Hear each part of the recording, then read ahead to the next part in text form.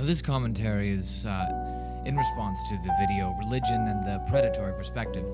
I would say that I agree with a good portion of what you said, but disagree entirely about one aspect of your argument. The idea of the religious leader who is the con artist and the believer are victims, this gives these leaders entirely too much credit. I think basically what we are saying is correct, that religions have come up with very crafty ways of making other people feel obligated to believe what they believe. Often they use bad arguments that have premises that are absolutely impossible to prove. However, I believe that many of the best con artists that use religion as their con genuinely believe at least a portion of what they say. Indeed, I think that it is impossible to be an intelligent person and believe entirely the things that religious people say.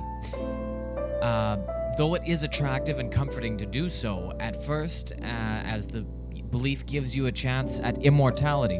However, some personalities, when faced with the horrifying possibility that their faith is wavering, rather than simply do the brave thing and admit that your beliefs are false, they instead become more zealous. They try to get even more people to believe the same lie that they believe. They may even begin to say that they have heard voices from God himself.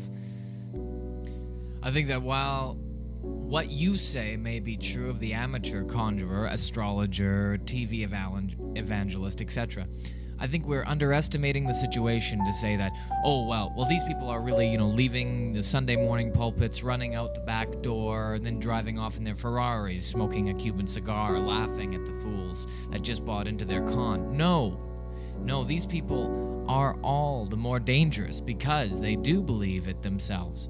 In many cases, I truly believe, or struggling to believe the very things that they preach.